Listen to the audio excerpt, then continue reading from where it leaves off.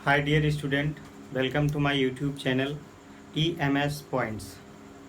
आज हम बात करेंगे हाई स्कूल की, टेंथ में हम फिजिक्स के पार्ट की बात करेंगे। हमने पिछले वीडियो में टेंथ के फिजिक्स में प्रकाश का परावर्तन और दर्पण पर चर्चा किया था। आज हम दर्पण से बनने वाले प्रतिबिंब पर चर्चा करेंगे। और कौन से दर्पण? अवतल दर्पण से बनने वाले प्रतिबिंब। कैसे बनेगा अवतल दर्पण से, या अवतल दर्पण से प्रतिबिंब का बनना? तो अक्सर आपने देखा होगा कि इसके 6 स्टेप हैं। 6 स्टेप में बहुत बच्चे परेशान होते हैं, लेकिन इस 6 स्टेप में आपको 3 नियम जानना है। और वो तीन नियम कौन कौन से हैं? मैंने पहला नियम बताया था, ये कोई अवतल दर्पण है,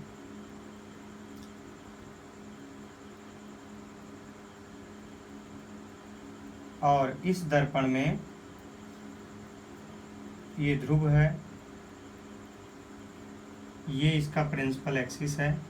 तो पहला नियम था कि प्रिंसिपल एक्सिस मतलब मुख्य अक्ष के समांतर अगर किरणें चल रही हैं तो परावर्तन के पश्चात क्या होगा? मुख्य फोकस से रिटर्न आएंगी। ठीक है, ये जहाँ से रिटर्न आ रही है मुख्य फोकस है, ये वक्रता केंद्र है। ये पहला है, पहला नियम। अच्छा, दूसरा अगर नियम बात करें, अगर मुख्य फोकस से किरणें जा रही हैं, मान लीजिए मुख्य फोकस से जा रही हैं, मुख्य फोकस से इधर से जा रही हैं किरणें ये, तो परावर्तन होने के तुरंत बाद क्या करेंगी? ये परावर्तन होने के बाद मुख्य अक्ष के समांतर हो जाएंगी। और जो तीसरा नियम है अगर केंद्र से होकर रेखा जाएगी, परावर्तित होकर के उसी मार्ग में वापस आएगी। इन्हीं 3 नियमों में से कोई 2 नियम प्रयोग करके हम ये प्रतिबिंब बना सकते हैं। लेकिन अब प्रतिबिंब बनाने के लिए जिसका प्रतिबिंब बना रहे हो तो उसका वो वस्तु होनी चाहिए, पहला पॉइंट। दूसरा पॉइंट, उस वस्तु को आप दर्पण के सामने रखोगे। तो हमने पिछले एक वीडियो में बताया था कि जब आप वस्तु को दर्पण के सामने रख रहे हैं तो दर्पण का कौन सा भाग सामने, किस भाग के सामने रखेंगे? तो दर्पण के 2 पार्ट होते हैं, एक जिधर कलई करी होती है और एक जिधर कलई नहीं करी होती। जिधर कलई करी होती है उसके विपरीत वाले को कहते हैं परावर्तक तल। तो हमेशा वस्तु को परावर्तक तल पर रखेंगे तभी उसका प्रतिबिंब बनेगा। अब मैं एक शार्ट नोट बनाऊंगा चित्र के माध्यम से कि वस्तु हम कहाँ कहाँ रखेंगे। तो इसके 6 स्टेप हैं बेटा, ध्यान दीजिएगा सारे लोग। ये आपका अवतल दर्पण है,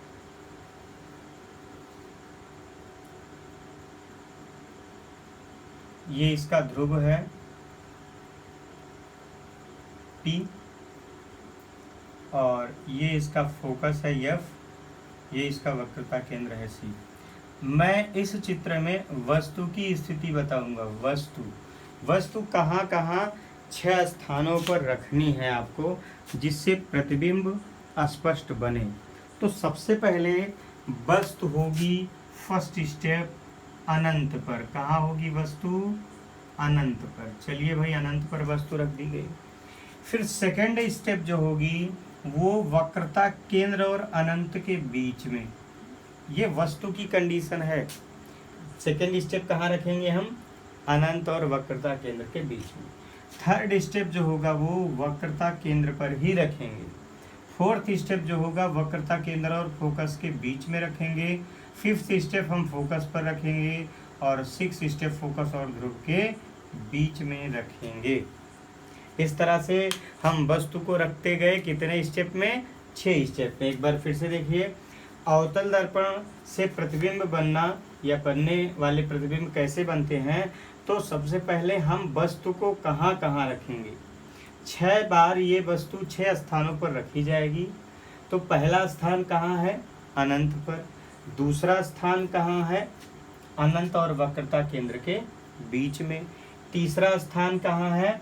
वक्रता केंद्र पर, चौथा स्थान वक्रता केंद्र और फोकस के बीच में, पांचवा स्थान मुख्य फोकस पर, और छठा स्थान है मुख्य फोकस और ध्रुव के बीच में।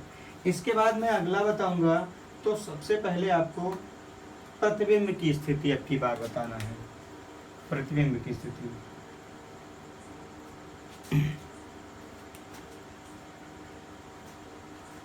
प्रतिबिंब की स्थिति में ध्यान दीजिएगा,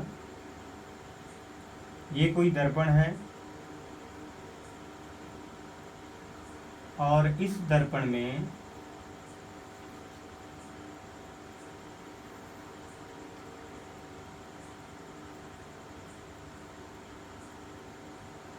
ये ध्रुव है, ये फोकस है, ये वक्रता केंद्र है।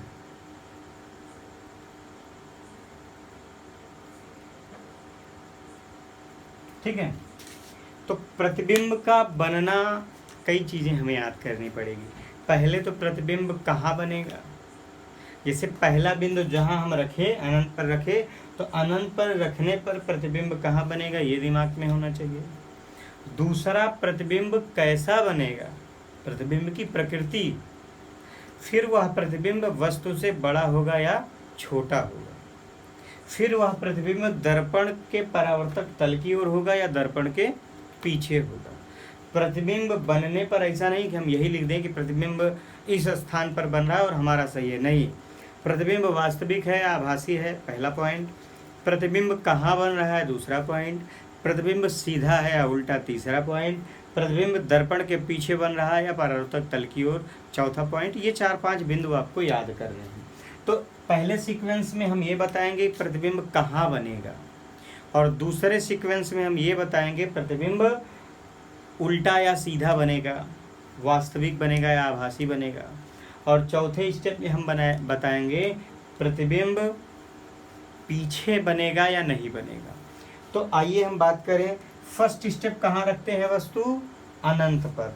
तो जो प्रतिबिंब बनेगा वो फर्स्ट बनेगा मुख्य फोकस या फोकस तल पर।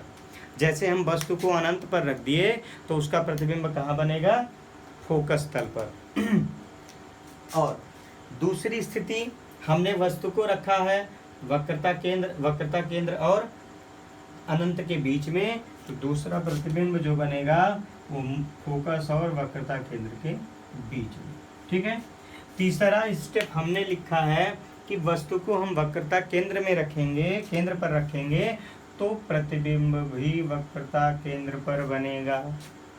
अब मैं चौथा स्टेप, यहाँ आपने वक्रता केंद्र और फोकस के बीच में रखा, तो चौथा स्टेप बनेगा वक्रता केंद्र और अनंत के बीच में।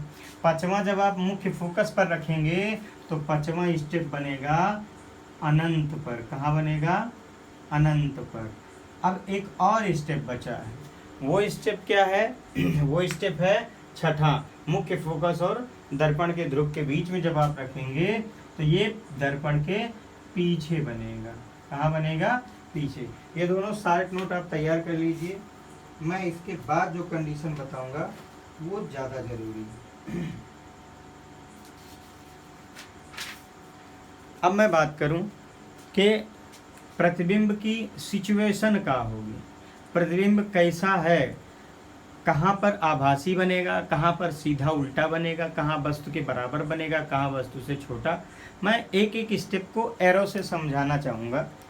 पहले तो ये जान लीजिए, फर्स्ट जब आपका प्रतिबिंब बनेगा, इसको थोड़ा ऊपर रख के समझा दे रहे हैं, तो पहला प्रतिबिंब बनेगा वास्तविक,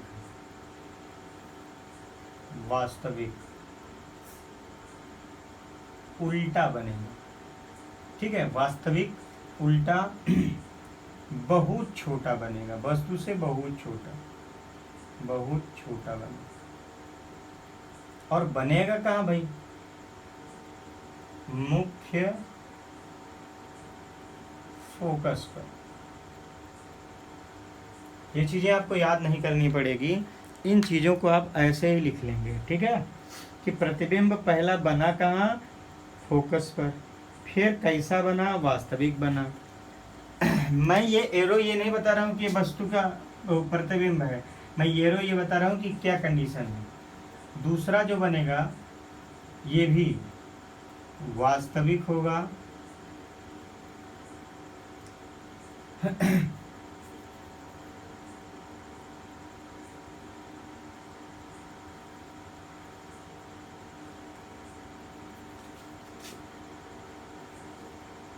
वास्तविक होगा, ये भी उल्टा होगा, वस्तु से छोटा होगा, बहुत छोटा नहीं होगा, इस वाले प्रतिबिंब से थोड़ा बड़ा होगा, वस्तु से छोटा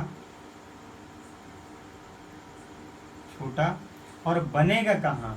सी और एफ के बीच में, लिख दे रहे हैं सी और एफ के बीच में, आप समझ जाइएगा।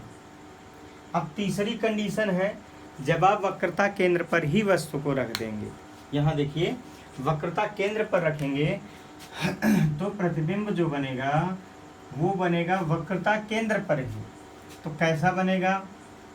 वास्तविक बनेगा, शार्ट लिख रहे हैं समझ जाइएगा। उल्टा बनेगा, वस्तु के बराबर बनेगा, और बनेगा कहाँ? सी पर। सी मतलब वक्रता केंद्र पर। 3 स्टेप मेरे हिसाब से आप समझ गए होंगे। अब मैं चौथा स्टेप बताऊं। जब सी और एफ के बीच में रखेंगे तो अनंत, और ध्यान से देखिएगा, ये भी वास्तविक होगा, उल्टा होगा, वस्तु से बड़ा होगा, इधर वस्तु से बड़ा, और बनेगा कहाँ? अनंत और सी के बीच। ठीक है, अनंत और सी के बीच बनेगा। ये कंप्लीट कर लीजिए, फिर आगे बताते हैं।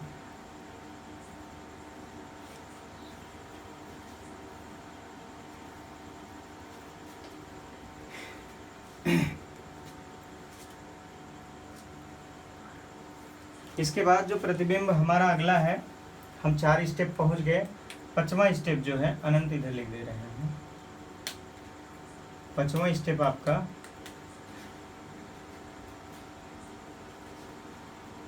जब आप वस्तु को फोकस पर रखेंगे तो जो प्रतिबिंब होगा वो वास्तविक होगा, उल्टा होगा,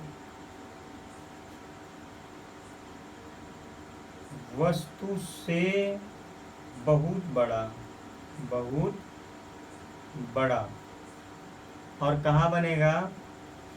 अनंत पर। 6ठा स्टेप कैसे होगा? यहाँ पर ध्यान दीजिएगा,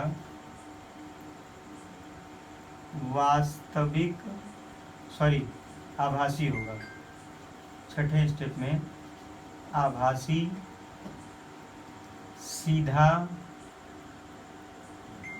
वस्तु से बड़ा,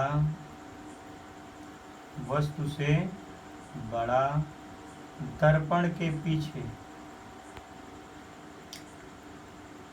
ये इसका शार्ट नोट था। अगर आप समझ जाएंगे तो कहीं ना कहीं इससे आपको ये 6 स्टेप पता हो जाएंगे। तो मैंने आज ये 60 स्टेप बताया। मैं कल अगर बात करूँगा तो इस 60 स्टेप का एक एक सचित्र वर्णन कल मतलब अगले वीडियो में। तो इस 60 का यही मतलब मकसद है कि आपको ये चीज़ें तैयार हो जाएं। मेरे पिछले वीडियो में जितनी भी बातें मैंने बताई थी बेजोड़ थी, मजबूत थी। आज मैंने फिर आपको एक ऐसा रास्ता बताया है कि आप चाहेंगे तो तैयार हो जाएगा। अगर आप चैनल पर नए हैं तो लाइक करिए, सब्सक्राइब करिए, और कमेंट में जो भी अच्छाई बुराई हो, बुराई का मतलब अगर आपको कम समझ में आया हो तो इसको पूरी तरह से कमेंट में बताइए और हम आपको उसका जवाब देंगे। अगर वो अगले वीडियो में डालने वाला होगा, मिलाने वाला होगा, तो हम अगले वीडियो में उस समस्या का समाधान करेंगे। फिर मिलते हैं एक नए वीडियो के साथ। तब तक के लिए जय हिंद। ठीक है।